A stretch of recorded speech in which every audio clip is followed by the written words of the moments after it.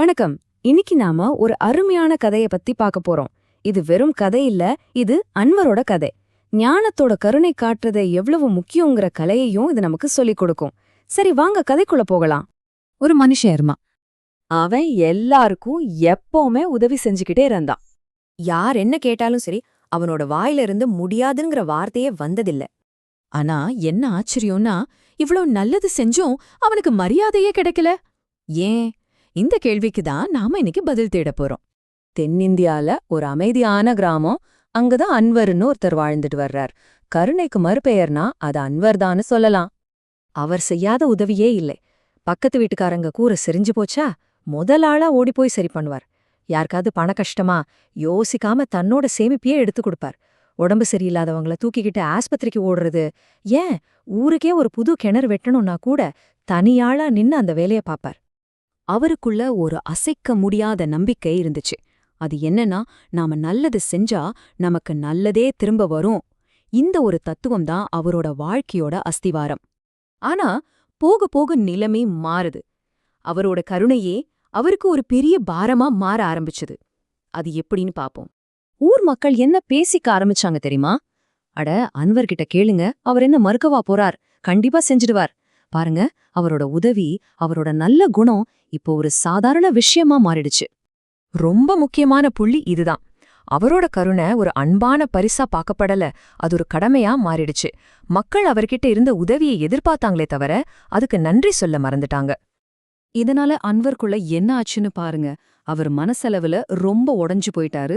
இந்த சாட்ல பாத்தீங்கன்னா அவர் மனசுக்குள்ள ஒரு பெரிய போராட்டம், பயங்கரமான சோர்வு, சோகம், சில நேரத்துல குற்ற உணர்ச்சி, ஏன் ஒரு மூலையில கோபம் கூட வர ஆரம்பிச்சது. நான் எல்லாருக்கும் நல்லதுதானே செய்யறேன், ஆனா ஏன் எனக்கு இப்படி நடக்குதுன்னு தவிச்சு போனார். சரியா, இந்த நேரத்துல தான் அந்த கிராமத்துக்கு ஒரு வயசான வியாபாரி வர்றார். அந்த சந்திப்பு தான் அன்வரோட வாழ்க்கைய மாத்தப் போகுது. அந்த வியாபாரி அன்வரோட வாடிப்போன முகத்தை பார்த்துட்டு சொன்னாரு, தம்பி, இரக்கம் நல்லதுதான். ஆனா அதுக்கு எல்லையே இல்லாம போனா அத உன்னையே அழிச்சிடும். உன்னோட நேரம், சக்தி, மன நிம்மதி இதெல்லாம் ரொம்ப விலைமதிப்பானது.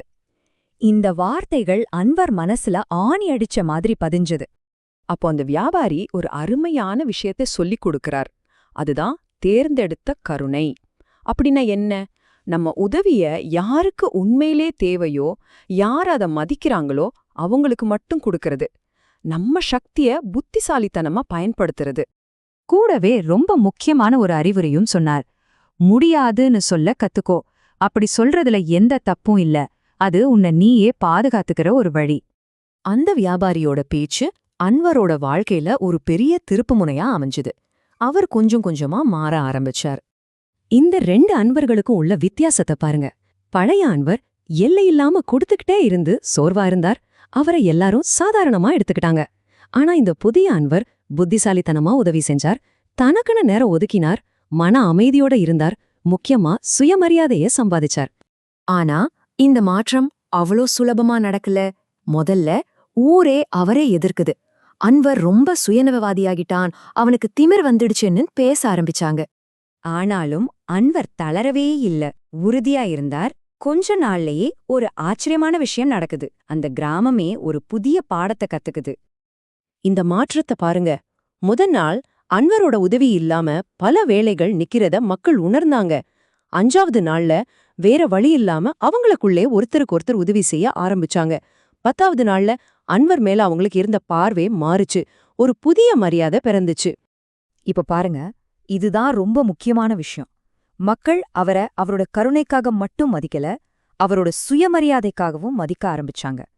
தனக்கென ஒரு எல்லைய வகுத்து தன்னைத்தானே மதிக்க கத்துக்கிட்ட ஒரு மனுஷனா அவரை பார்த்தாங்க. ஆக இந்த அன்வரோட கதை நமக்கு எல்லாருக்குமே ஒரு பெரிய பாடத்தை சொல்லிக் கொடுக்குது. அது என்னன்னு நாம இப்ப பார்க்கலாம். நம்ம கத்துக்க வேண்டியது இதுதான். 1, உங்க நேரத்தையும் சக்தியும் மன நிம்மதியும் மதிக்க கத்துக்கோங்க.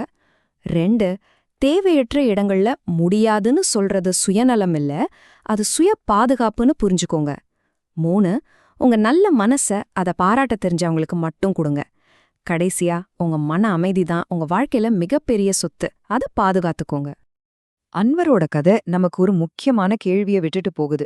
உங்க வாழ்க்கையில உங்க கருணைக்கு உண்மையிலேயே தகுதியானவங்க யாரு? உங்க மன அமைதிய பாதுகாக்க எந்த இடத்துல இல்லைன்னு சொல்ல வேண்டியிருக்கு? இத பத்தி நீங்க கொஞ்சம் யோசிச்சு பாருங்க. அன்வரின் இந்த கதை உங்களுக்கு பிடிச்சிருந்தா இந்த பதிவை லைக் பண்ணுங்க, உங்க நண்பர்களுக்கும் ஷேர் பண்ணுங்க.